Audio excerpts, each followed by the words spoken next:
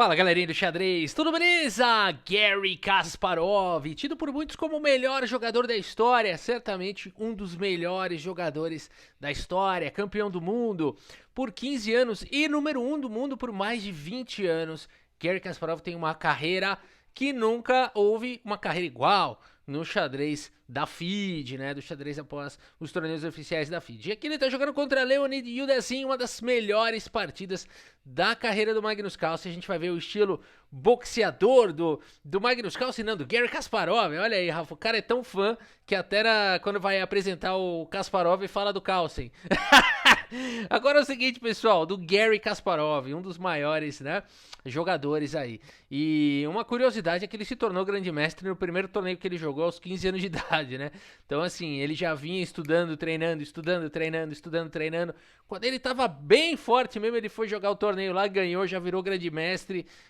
Acho que o menor rating dele foi... rapidamente foi pra 2.600, 2.700, 2.800. O cara é realmente um grande jogador, um monstro, né? E muito agressivo, a gente vai ver isso aqui agora, nessa partida, que começa com o peão do rei e o Garry Kasparov vai jogar a sua defesa siciliana. Ô Rafa, eu também quero aprender, eu sei que isso daí é defesa siciliana, mas eu quero aprender a jogar, como é que eu faço, né? Então a dica que a gente dá para quem quer aprender a abertura é o aplicativo Lotus Chess, tá? Vocês podem ver, por exemplo, eu quero aprender a siciliana, eu posso tanto aprender a jogar ela de brancas, quanto eu posso olhar aqui nas aberturas de negras, tá? Por exemplo, eu vou olhar aqui agora jogando de negras e vou começar esse treino aqui de siciliana. O aplicativo vai buscar as minhas partidas do chess.com, do Lichess, onde eu tenho jogado online, o que eu tenho feito e vai me sugerir melhorias. Aqui ele vai me mostrar essa linha do dragão acelerado. Muito bem, joga o lance que você aprendeu. Eu não lembro exatamente o que ele estava ensinando aqui, é com cavalo C6, ok. Aqui a gente vai trocar e vai jogar G6, né, dragão acelerado. Tá bom, provavelmente eu fiz esse treino algum dia, por isso que ele falou, joga o que você já aprendeu, né? Porque provavelmente eu já fiz esse treino. E agora, não me lembro se era desse... Não, primeiro cavalinho F6 aqui. Muito bem, galera. E você, por repetição, né, vai acabar aprendendo aí. Muito bem, ó, ele vai me mandar repetir até eu ficar bom. Vocês veem que ele escolhe, né, a linha que eu erro, é por redundância mesmo, até você ficar bom no negócio, né? Ah, então, muito bem. E assim vai, essa foi só um pouquinho da linha do dragão acelerado. Você pode investir 15, 20 minutos, né? Um pouquinho por dia, 2 vezes por semana, cada um tem uma disponibilidade, né? Mas vale a pena manter essa constância para você melhorar nas aberturas. Se você se interessou, o link do Lotus Chess está na descrição do vídeo, também no comentário fixado. E baixando aqui pelos links do canal, além de tudo, você ajuda o canal.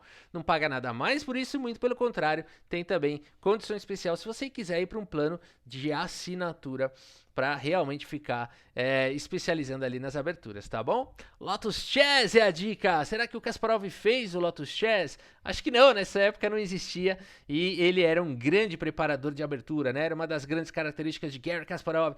Cavalinho F3 foi jogado D6 e aqui o Leonid abre a siciliana. A gente chama esse lance de abrir a siciliana, abre a posição, propõe trocas. Temos peão toma e cavalo toma. E assim o jogador de siciliana conseguiu uma coisa que o jogador de siciliana gosta, que é trocar um peão que não era central por um peão central, né? Então essa é uma das características da siciliana e essa coluna C aqui, e a possibilidade da dama entrar logo no jogo, tudo isso é o trunfo do jogador de siciliana. É claro, as brancas têm totais condições de se saírem também muito bem. Abertura ardida, cavalinho F6, não dá tempo de jogar C4, o peão está atacado, por isso cavalo C3 foi jogado. E o Kasparov vai para a variante Najdorf, recebe esse nome, essa variante da siciliana, que é uma das variantes mais ardidas, mais perigosas, mais afiadas do xadrez. Muito jogada em todos os tempos, inclusive muito jogada hoje em dia. Aliás, uma curiosidade, é a variante mais jogada nos torneios entre grandes mestres atualmente e durante muito tempo. O Bispo G5, uma variante muito bacana, eu adoro jogar Bispo G5 contra Najdorf, mas dá para jogar muito lance aqui, até H3 a turma tem jogado, G3, A3, B3, Bispo E2, Bispo E3, Bispo G5, F4, tem muito lance, Bispo C4, tem muito lance que dá para jogar contra Najdorf, é um mundo aqui, é um universo. O lance escolhido foi Bispo G5, que é o que eu jogo, E6 foi jogado, e aqui F4 também é o que eu jogo, Dama C7, e aqui o Leonid vai para essa linha de bispo por cavalo, uma vez que o Kasparov não defendeu o cavalo, nem com outro cavalo, nem com o bispo. É possível. O Kasparov fez essa provocação, né, de danificar aqui a estrutura de peões dele. É claro que aqui as brancas não são obrigadas a tomarem. Eu, nessa posição, jogo dama em F3, gosto muito de jogar, não vou para bispo por cavalo, e vai para umas linhas muito interessantes, muito ardidas. Vou mostrar rapidamente o que eu gosto de jogar aqui, tá? Aqui grande roque, aqui cavalo BD7, bispo D3, B5, eu venho para a torre para cá.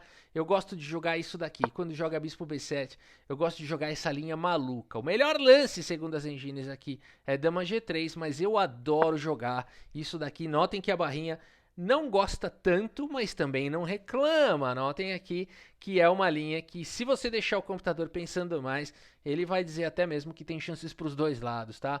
Mas é uma jogada psicológica, uma jogada de impacto. Tem que conhecer o que está fazendo aqui profundamente para que isso possa realmente ser perigoso. Mas é uma linha bonita, né? Uma linha de impacto.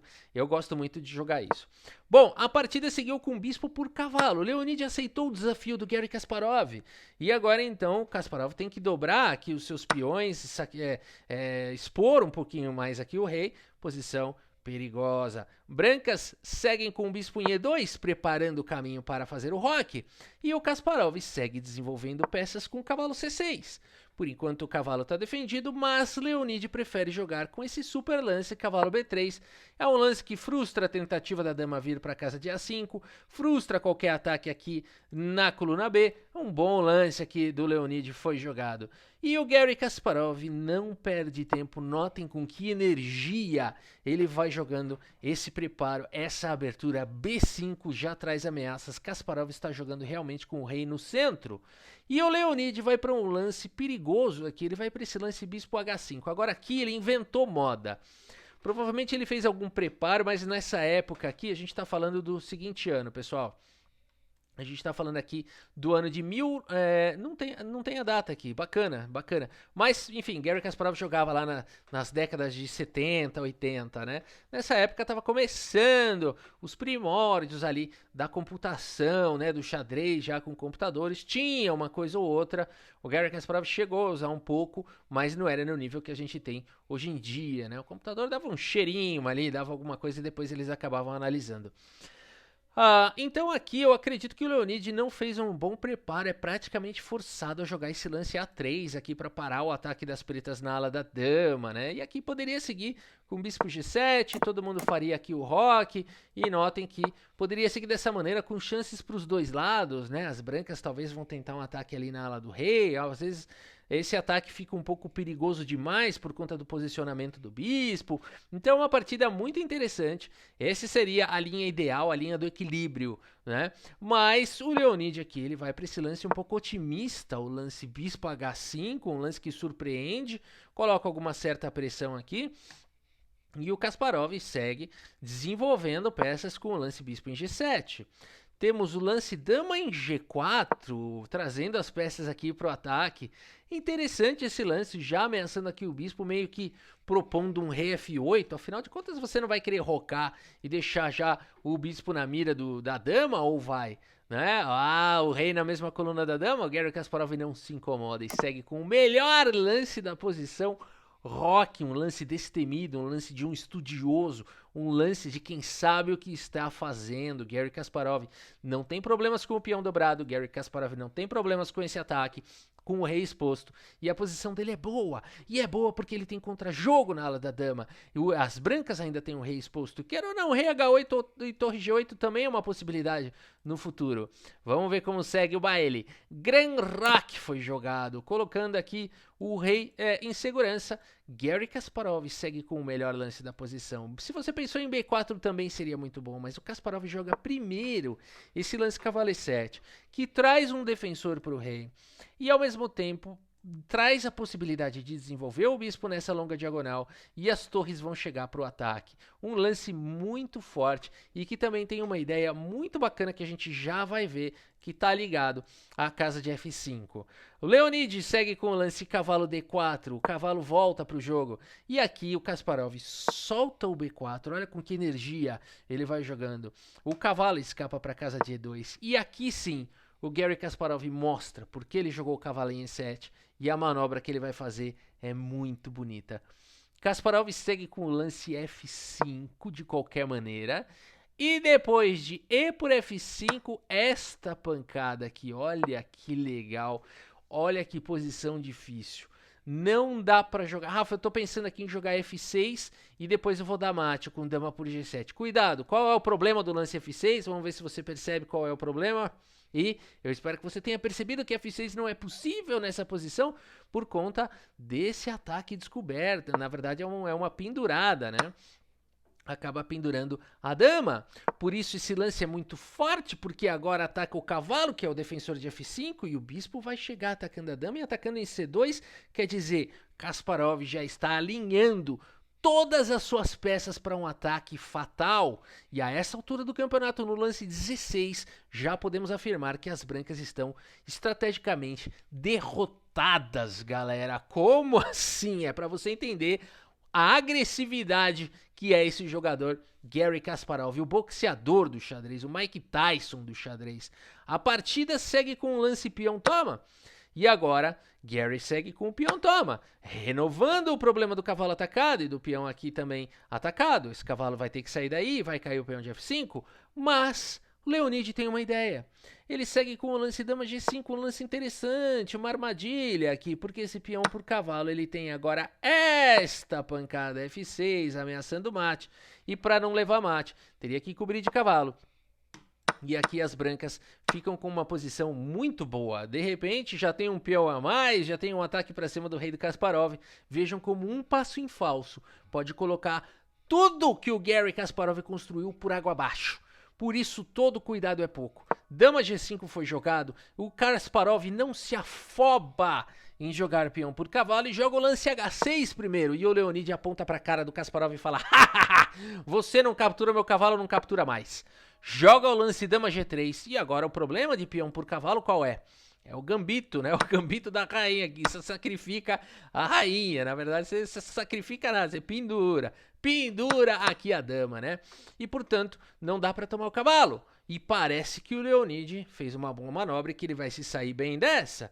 E, afinal de contas, agora não dá para capturar o cavalo. Mas o Kasparov tem uma ideia. Ele segue com o lance cavalo por peão, recuperando material. Temos agora trocas, cavalo toma e bispo toma. Problema para o Leonid. Esse lance vem com um tempo sobre o peão de C2. A ameaça é checkmate. Outro problema, o cavalo está controlado. Notem que esse cavalo não tem como se movimentar. Outro problema, Kasparov está trazendo as torres a hora que ele quiser para o ataque aqui para cima do rei. Outro problema, peça solta. Bispo em H5 não está defendido. Rafa, esse bispo em H5 você forçou a barra, não é nenhum problema, você vai ver. Você vai ver o que vai acontecer. Peça solta no xadrez é sempre motivo de tema tático. Bispo em H5, lembrem-se disso. A partida segue com o lance agora torre aqui em D2. E esse lance protegeu aqui o checkmate. Parece uma boa coisa. Kasparov segue trazendo peças para o ataque. Torre de A em C8, com a ameaça muito clara de trazer a dama para o ataque. Mas o Kasparov vai preparar isso, vai fazer de um jeito com excelência. O Leonid, prevendo possíveis ataques aqui, segue com o lance dama B3, que é um lance que faz todo sentido do mundo, porque o lance protege o peão do C2, protege o rei, protege tudo aqui, traz uma grande defensora. Kasparov segue lembrando o Leonid que ele tem problemas severos na posição com o lance E4. E esse lance é uma bomba. Esse lance ameaça E3. A dama fica sobrecarregada, tentando defender aqui, tentando defender lá. E3 abre o bispo, o outro bispo é um par de snipers vindo aí. A posição já é sem esperança nenhuma. Mas o Leonid tenta o lance rei B1. É um lance otimista, dando a casa de C1 aqui para a torre. Afinal de contas, a posição parece estar defensável. E a gente fica imaginando se é o momento, de repente, de jogar o lance E3.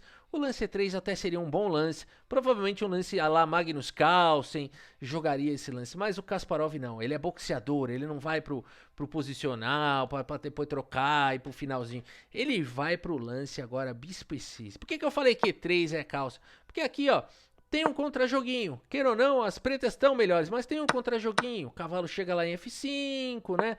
De repente ali pode tentar parar o peão passado. Aqui a torre está protegida, dá para tomar lá em G7. E queira ou não, assim, as pretas estão melhores, mas as brancas podem tentar aqui alguma coisa. O Carlsen provavelmente jogaria dessa maneira e tentaria, por uma posição superior, conseguir a vitória depois de muitos e muitos lances. O Kasparov não, ele quer terminar a partida logo. Aliás, a partida tá quase acabando. Porque depois de bispo em E6, exclama. Esse lance ataca a dama, ataca o peão de A2 e mais uma coisa sutil, porém relevante na posição. Esse lance abre esta horizontal. O bispo estava bloqueando essa horizontal. Esse lance é uma bomba. Porque depois de simplesmente dama G3, lembra do bispo solto? Pois é, aqui acabou esse lance aqui, ele sonha com a troca de damas. Mas depois de simplesmente dama em A5, bum, bum, bum, o Leonid abandona aqui a partida. Abandonou porque não dá mais, acabou. Lance 24, Kasparov não deixou o Leonid respirar a partida toda. E aqui vai ter que jogar um lance do tipo cavalo C1 aqui para defender o peão de A2, porque senão tá vindo mate. E por isso aqui tá pendurando o bispo. Olha só como Kasparov aproveitou cada detalhe da posição. E por isso o Leonid abandonou ali a partida. Vamos puxar o relatório e agora é o momento da confiança absoluta, porque vocês não estão vendo o relatório, mas eu vou contar para vocês e vocês... Não, aqui eu vou ter que mostrar. Aqui vocês vão falar que é mentira. Aqui, infelizmente, o teste da confiança não é verdade, porque a precisão vai surpreender todos vocês. Porque a precisão, galera... Eu consigo mostrar isso aqui? Deixa eu ver se eu consigo. Vou travar aqui, consigo. 100%. 100%. Rafa, é mentira. 100% de precisão para Garry Kasparov. Somente Garry consegue. Já não é a primeira que eu trago do Garry Kasparov que dá 100% de precisão, pessoal. Isso aqui é bizarro. Todos os lances do Kasparov foram os melhores. Ó. 4 Great, 8 Book, 12 Best. Impressionante. 100% de precisão. Contra 87,5 aí do Leonid, né? O cara é realmente um monstro, uma máquina, né? E é isso. Espero que vocês tenham gostado aqui dessa partida e do vídeo. Muito obrigado pela sua audiência. Um grande abraço para todos vocês e até a próxima. Valeu!